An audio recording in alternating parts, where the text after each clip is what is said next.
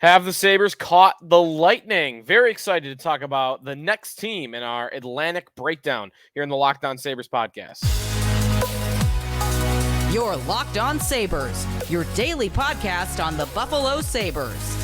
Part of the Locked On Podcast Network, your team every day.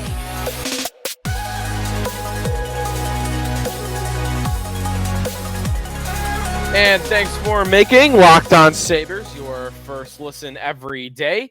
We are free and available wherever you get your podcasts and on YouTube, part of the Locked On Podcast Network, your team every day. Excited to talk today with everybody about the Tampa Bay Lightning as we continue to go team by team in our Atlantic Division breakdowns. If you missed our previous episodes on the Boston Bruins or the Toronto Maple Leafs, you could do so wherever you're listening to this podcast right now or wherever you may be watching this podcast. Our YouTube channel is free and open to you.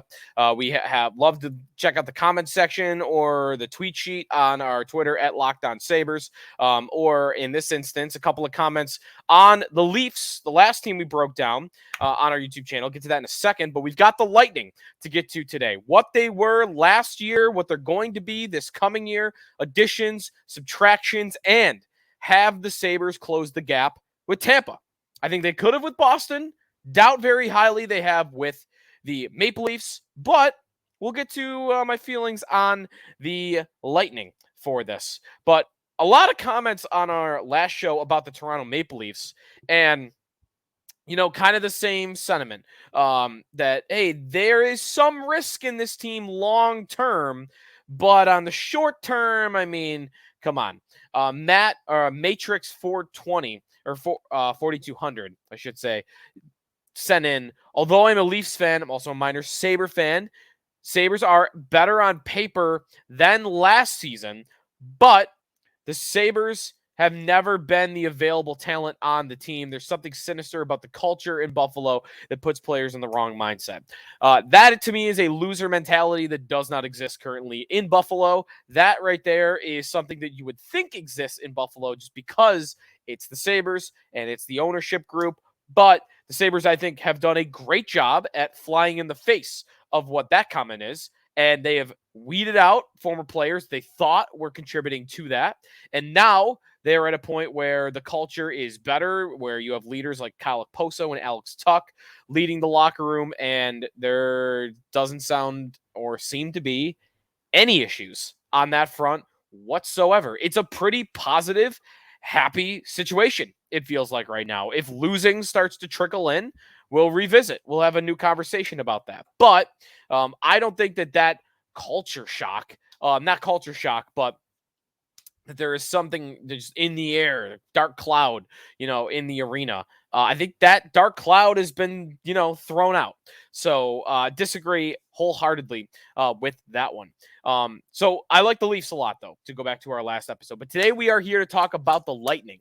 And Tampa, I think, is very, very interesting for what they're going to be this coming year. I have no clue which way the wind is going to blow on this one. If you made me pick, though, one side or the other, I think I am leaning towards a big step back is coming for the Tampa Bay Lightning. The odds do not represent that. Our friends over at FanDuel Sportsbook have the Lightning as having the 7th best Stanley Cup odds in the NHL behind Colorado, Carolina, New Jersey, Toronto, Edmonton, and Vegas. Then you get to Tampa at plus 1,400, just a little bit better than Boston for that. So there is still respect for this Lightning roster and for the leadership group, the talent up top. And last year, they were all pretty darn good contributors. Nikita Kucherov did what he normally does, 113 points.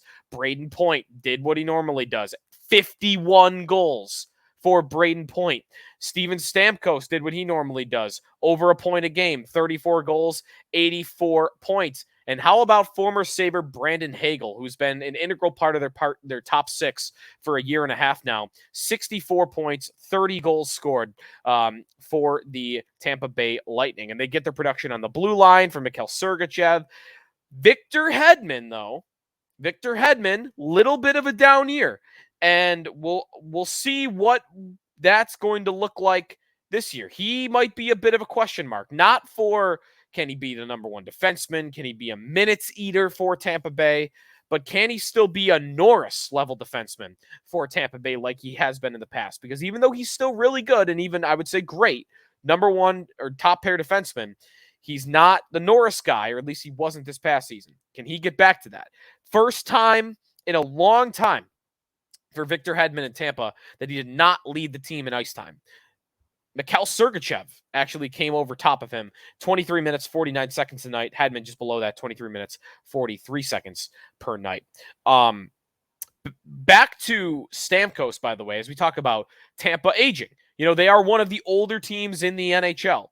Their bottom six, is getting older as well. Luke Glendening is an older player that they brought in to fill in a role. Connor Sherry, we'll talk about them, though, in a couple of minutes. But we just talked about Hedman. What's he going to be? What form is he going to be in the coming years? Well, Stamkos is a bit of a question mark as well. He had some big regression from the previous season, 21-22. Stamkos, 42 goals, 106 points. This past year, 34 goals, 84 points. I mean, we all, I think, knew there would be some regression for Stamkos and that it was a little hard for him to maintain 106 points. He had never had 100 points in his entire NHL career. He did it at age 31. Age 32, he came back to earth, but he came pretty far back to earth. I mean, a 22-point drop is a pretty massive drop for Stamkos. So we'll see what he is at this age. This will be his age 33 season. He will actually, he is 33. In fact, he'll turn 34 in February. So Stamkos getting a little bit older, Hedman getting a little bit older. A lot of their other pieces are still young enough that you can count on. Point, you could still count on Sergachev, Vasilevsky, of course. But two key members at the top where we got to see what they're going to look like, I think, year to year here. But this is the dynasty of hockey of the last 10 years. Consistently a winner, multiple Stanley Cups. And they have my respect, for what they've done and what they've built. I guess maybe I'm a year early on them, but I wasn't on Chicago. I was on Pittsburgh, but I wasn't on Chicago. And I might want to predict the demise of Tampa for this season. And when I say demise, I might just want to say a little bit of a step back from Stanley Cup contender to more of a playoff contender. We'll get to that, though, a little bit later on in the show. When we come back, I want to dive in on some major subtractions that Tampa suffered this offseason with not much coming in. So we'll go through why they've gotten worse on paper going into this season when we come back on the Locked On Sabres podcast. We are presented by FanDuel Sportsbook. If you want to bet the Lightning to win the Stanley Cup, you could do that right now, FanDuel Sportsbook. I would not advise that. Plus 1,400 for the Lightning. Sabres plus 4,000. Pretty significant drop for that. But you've got some sports going on right now, of course. You've got the FIFA World Cup, Women's World Cup that's coming up in a couple of days. You've got the Open Championship, and you've got baseball. Take your first swing at betting Major League Baseball on FanDuel. You get 10 times your first bet amount in bonus bets up to $200. That's right. Just bet $20. You'll land $200 in bonus bets, win or lose. That's $200 you could spend betting anything. The money line, over-unders, who you think is going to score the first home run, all on an app that's safe, secure, and super easy to use. Plus, when you win, you get paid instantly. There's no better place to bet on Major League Baseball than FanDuel, America's #1 sportsbook. So sign up today. Visit FanDuel.com/lockedon. Get $200 back in bonus bets. That's FanDuel.com/locked on. FanDuel, an official partner of Major League Baseball. Welcome back to the Locked On Sabres podcast at Sneaky Joe Sports. To follow me on Twitter, the Tampa Bay Lightning, the subject for today's Atlantic breakdown or sail across the Atlantic continues. We'll get into some of the teams that are going to be below the Sabres in a little bit. Florida coming up, of course, next for you everydayers. Additions and subtractions for the Lightning this offseason. It was an offseason about getting under the cap for Tampa Bay. They went into the offseason way over the salary cap. And in fact, at this moment, they're still a tad above it, about $100,000. They can get below that pretty easily. But they started the offseason way above the salary cap. And because of that, they had to say goodbye to some pretty good players. Two in particular. Alex Killorn, who has been a staple of the Lightning's middle six for their entire Cup era here. Alex Killorn, a great find by Steve Yzerman back in the day. Actually, he might have been pre-Steve Yzerman, 2007 for Alex Killorn. Third-round pick, played at Harvard, entered the league for the Lightning as a 23-year-old, played 805 games, 466 points, 3 of the last 4 years with 20-goal seasons, and he would have had 4 in a row if not for that COVID-shortened year. He turned into a consistent 45 to 65 point player. This past season, his career high, actually, 64 points in 82 games played. That's a loss. They were not able to re-sign him because they just had no cap space. How about Ross Colton, another pretty good player that has not been around nearly as long as Killorn has, but 3 years for the Lightning. They developed him. He was a 4th-round pick 7 years ago. They turned him into a good player, showed up at age 24, and had a nice 20-goal season in his first full year with the team. Then backed that up with 16 goals. Again, a nice middle six player for the Tampa Bay Lightning. And what happened? Time to pay him as an RFA. They didn't have any money. They had to trade him away. They did to the Colorado Avalanche. He signed a 4-year deal actually yesterday. So another player that they're going to miss. Not a key foundational player, but a nice player that they're going to have a tough time, I think, replacing. Other players further down the depth chart that the Lightning lose. Corey Perry, of course, on their 4th line. They had to send him away in a cap dump related move. They had to do the same with Pat Maroon, who's been a staple of their 4th line for a couple of years running. And those guys weren't key contributors. Perry last year at age 37, 12 goals in a full season. Pat Maroon, 5 goals, one of his worst years as a pro. 34 for Pat Maroon. Anything's going to be better than that, I think. He just can't skate anymore. So that one really not a loss. Perry, though, actually is still kind of half decent as a 4th-line player. But again, that's more minor anyway. They lose Brian Elliott as a backup goaltender. He was not good last year. They replaced him actually with Jonas Johansson, who hasn't even really been an NHL goaltender. And we'll see if he can make that jump. He had a very strong season, former Sabre draft pick, very strong season in the AHL last year. And the Lightning are going to be asking him to take a jump into the NHL as Vasilevsky's number 2. But all in all, what is it? It's cap dumps. You can't sign Ross Colton. You can't sign Alex Killorn, 2 key players of your middle six. And who'd you bring in to replace him? Connor Sherry, former Sabre Connor Sherry, the only addition they were able to make all offseason. That's it. And what's Connor Sherry? He is fast, and he'll throw the puck in the net a few times, but he's nothing to write home about. I think Colton is a better player and a more versatile player, and I think Killorn is a far more established goal scorer in the league. If you look at Sherry's last couple of years since leaving Buffalo, 14 goals for Washington, 19 goals for Washington, 15 goals for Washington. Okay, he'll help a little bit, but I just don't think he's nearly as good as the 2 players that they're missing out on. So I think the Lightning depth, which is a part of their core build that was important to their Cup run, was that they could run 3-4 lines at you and score goals on each line. And whether that was the Tyler Johnson line back in the day when he was in his prime, or there was a time where Anthony Cirelli, who's now the Lightning 2nd-line center, was their 3rd-line center. They just were at a point where they were much deeper.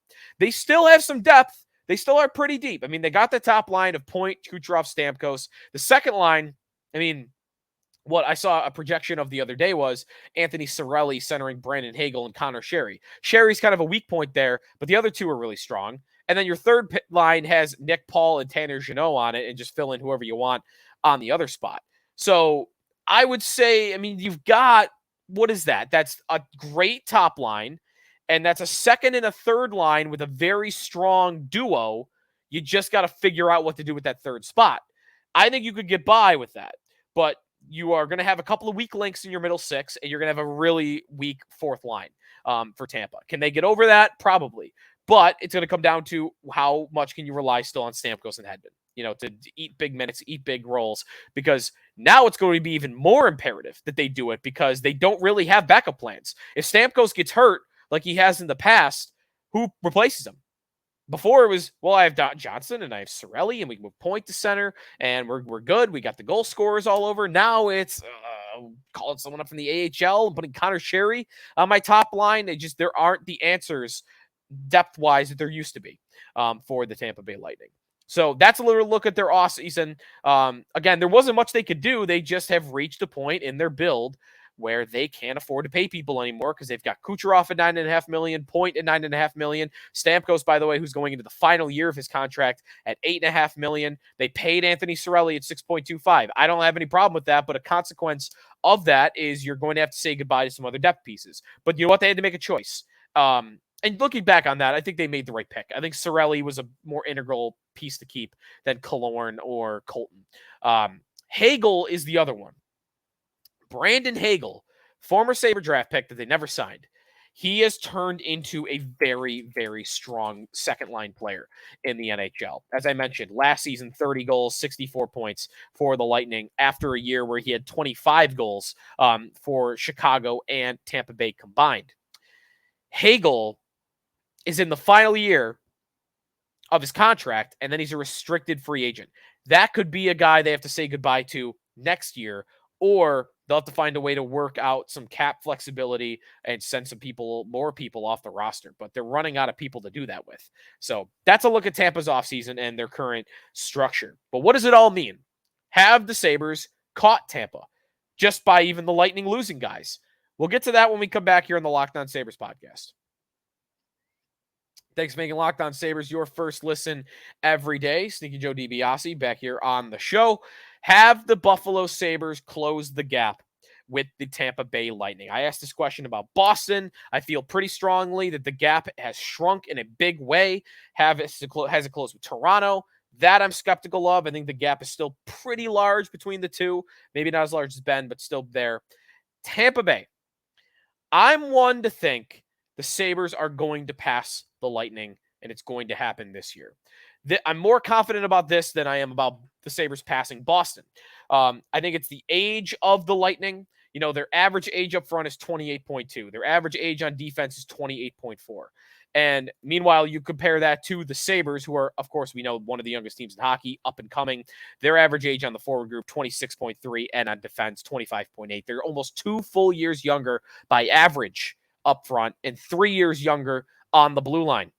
And they played pretty well against the Lightning last year.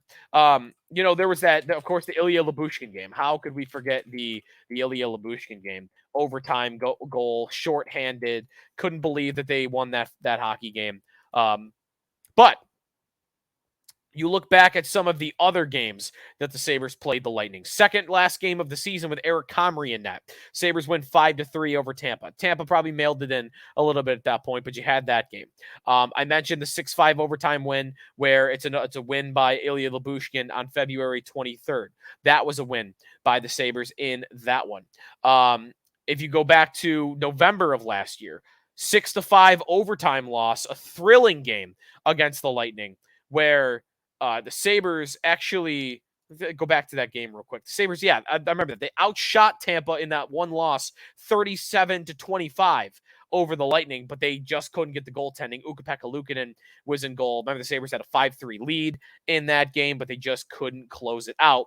And then the first game of the season, the two played each other 5-3, the Lightning over the Sabres. Then that game a little bit more weighted in Tampa's favor. But Sabres played pretty well against the Lightning last year. I think the second half of last season is very telling. Sabres didn't even have Devin Levi yet. They had him for some of the end of the year. But I got a pretty big sample size for you where the Sabres were a better hockey team. Look at last year, January 1st on. That's a big sample. That is a 48-game sample.